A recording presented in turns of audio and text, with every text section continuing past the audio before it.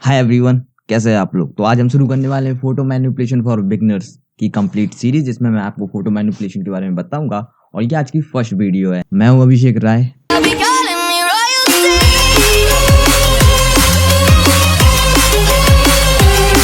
अब मैं आपको टूल्स और टेक्निक्स सिखाऊं, इससे पहले हम बात करेंगे एक फाउंडेशन की। फाउंडेशन का मतलब है कि जैसे आप घर बनाते हैं तो सबसे पहले नीचे की जो दीवार होती है, नीचे जो फाउंडेशन बनता है वो इंपॉर्टेंट होना चाहिए, वरना घर ढह जाएगा आपका। ऐसी बेसिक्स बातें जो बहुत बड़ा इंपैक्ट डालती हैं आपकी फोटो मैनिपुलेशन। तो चलिए कुछ बात करते हैं। मैंने यहाँ पे पॉइंट्स निकाले हैं, तो हम बहुत ही ज्यादा बेसिक से शुरुआत करेंगे। तो सबसे पहली बात आएगी कि फोटो मैनिपुलेशन होता क्या है। सिंपल है कि आप एक फोटो में मैनिपुलेट कर रहे हो, उसे चेंज कर रहे हो, उसको मॉडिफाई कर रहे हो फोटो को।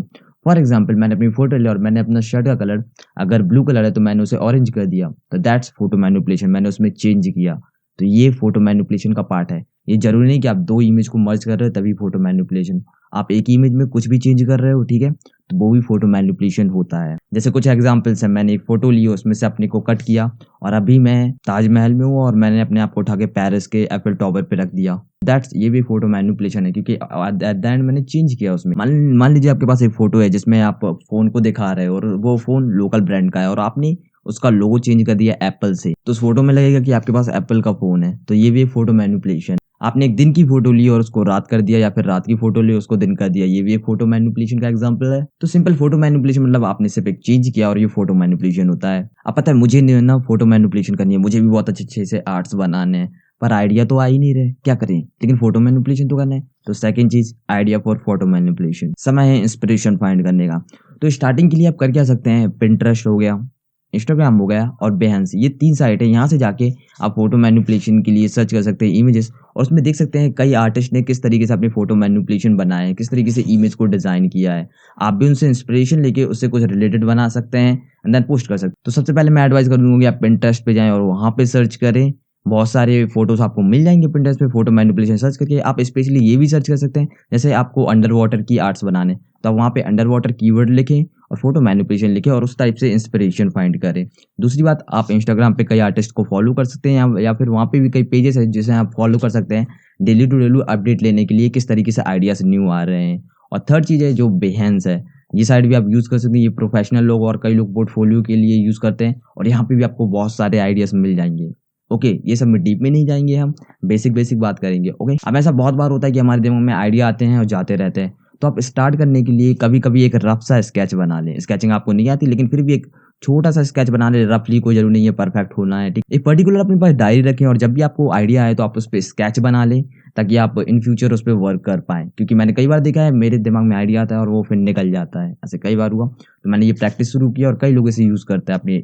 अब हमारे पास आइडिया भी है कि हम क्या बनाएंगे, लेकिन सोर्स फाइल कहाँ से लाएं। तो तीसरी चीज आती है सोर्स फाइल फाइंड कर। तो अगर आपको फोटो चाहिए अपने फोटो मैनिपुलेशन के लिए, तो आप ऑनलाइन जाके गूगल पे सर्च करके किसी भी फोटो को यूज नहीं कर सकते, क्योंकि कॉपीराइट फ्री इमेजेस ही आपको यूज करना पड़ता है। ये इलीगल होता है कि आप कोई भी फोटो यूज करें अनटिल अनलेस उसमें कॉपीराइट फ्री ना हो। वो डेविएंट आर्ट, अनस्प्लैश, पिक्सेल्स, ये कुछ वेबसाइट है जहाँ से आप फ्री में फोटो फाइंड कर सकते हैं। यहाँ पे कई कम्युनिटी है जो फ्री में इमेज देती हैं आपको यूज करने के लिए। इस पे मैंने एक डेडिकेटेड वीडियो बनाया है जो आपको जरूर देखना चाहिए। यहाँ पे आई बटन पे क्लिक करें तो मैंने टॉप 5 वेबसाइट बताई है जहाँ से आप देख सकते हैं फोटो के लिए, और मैंने वहाँ पे कुछ टिप्स एंड ट्रिक्स भी दिए हैं आप कैसे इमेज फाइंड कर सकते हैं, ठीक है।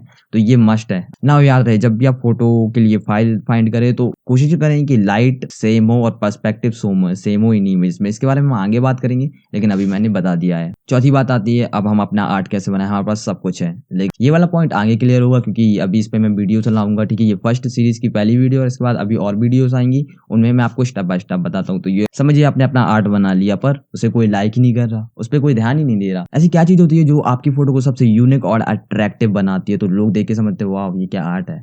फॉर एग्जाम्पल, आप मेरी इस वाली पिक को देखिए, इसमें क्या है, इमोशन। बॉलीवुड, हॉलीवुड, टॉलीवुड जो भी हो, जो मूवीज का कॉन्सेप्ट रहता है या सीरियल्स का, ये सब क्या कहते हैं, इमोशन को यूज करते हैं हमारी, जिस वजह से हमें ये चीज पसंद आती है। तो एट द एंड आपको अपने आर्ट में इमोशन लाना है। लोग आपकी पिक जब भी लाइक करेंगे जब आप, पहली बात, आप उससे कोई मैसेज दे रहे होंगे अपने आर्ट से। हमेशा कोशिश करिए आप कोई मैसेज दे रहे हो अपने आर्ट से। या दूसरी चीज कि इमोशन बयां कर रही हो कोई, ठीक है। इमोशन बयां करना यानी जैसे किसी ने एक पिक देखी और उसमें कोई एक्शन हो रहा है या फिर उससे कोई अच्छा सा मैसेज मिल रहा है, लोग उससे कनेक्ट कर पाए अपने आप को, तो बिलीव मी ये एक ऐसी चीज होती है जो आपके आर्ट को कई गुना आगे रख देती है।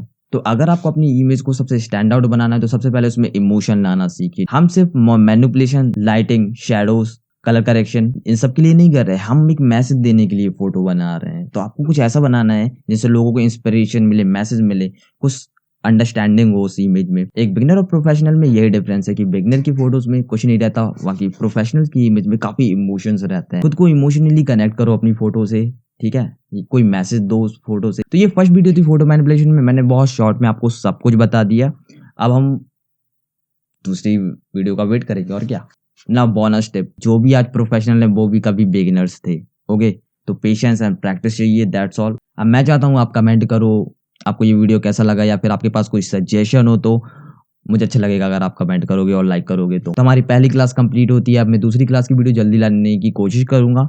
आप इसको चैनल को सब्सक्राइब करो और बेल आइकॉन पे क्लिक कर दो ताकि जब भी वो वीडियो अपलोड हो आपको नोटिफिकेशन मिल जाए।